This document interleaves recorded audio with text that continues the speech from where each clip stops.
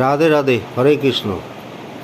ভগবান শ্রীকৃষ্ণ কর্ণকে আদতে খুব ভালোবাসত, তো সেটা অর্জুন বুঝতে পারত।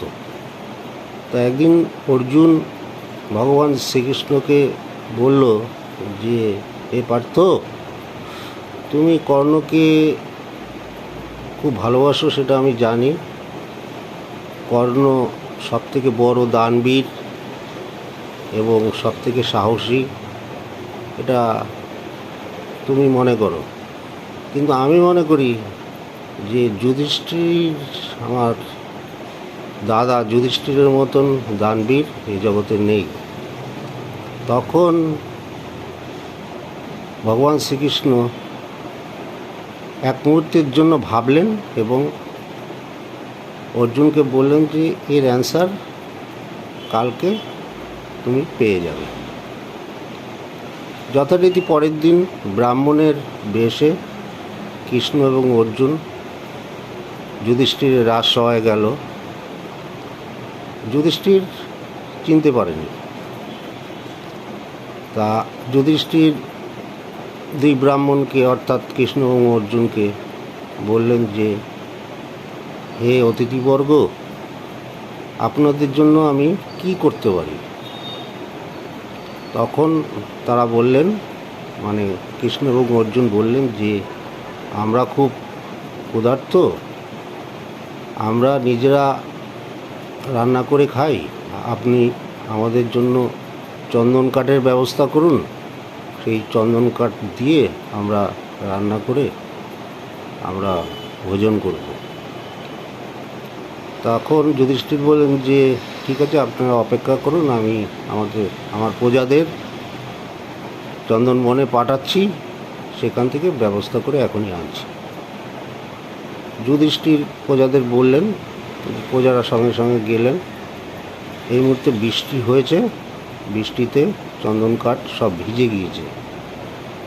তখন তারা চন্দন কাঠ না নিয়ে এসে যুধিষ্ঠিরকে বলল যে, চন্দন কাঠ খুব ভেজা, এই মতো অবস্থায় আনা সম্ভব হয়নি।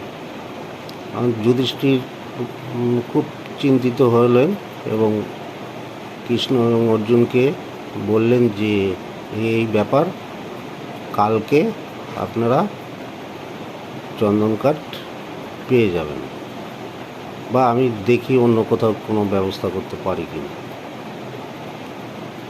তা কৃষ্ণ তখন বললেন যে, আপনি অত চিন্তা করবেন না, সে কালকে আমরা চন্দন কাঠ পেয়ে রান্না করে ভোজন করব। এই বলে সেখান থেকে প্রস্থান করলেন এবং কর্ণের রাজসভায় গেল।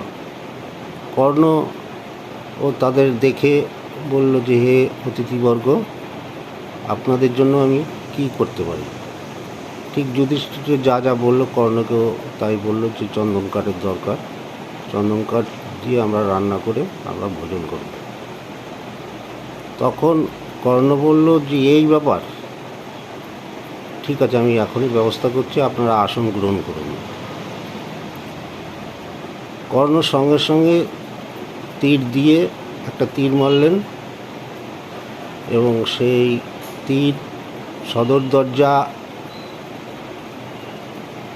ভেঙে পড়ল। ওই সদর দরজাটি চন্দন কাঠ দিয়ে তৈরি ছিল। সদর দরজা ভেঙে পড়ল এবং কয়েকশো টুকরো হলো এবং তার প্রজাদের দিয়ে সেই কাঠ কৃষ্ণ এবং অর্জুনকে অর্থাৎ দুই ব্রাহ্মণকে দিল। তারা রান্না করে ভোজন করে যথারীতি চলে আসলো। তারপরে কৃষ্ণ বলল যে, এইবার তুমি তোমার প্রশ্নের অ্যান্সার পেয়েছো কি? যুধিষ্ঠিরের রাজসভায় কিন্তু সদর দরজা চন্দন কাঠে, সে কিন্তু সেটা করেনি, অথচ কর্ণ কিন্তু করল। কেন আমি কর্ণকে সবথেকে বড় দানবীর এবং সাহসী বলি, এই তার কারণ।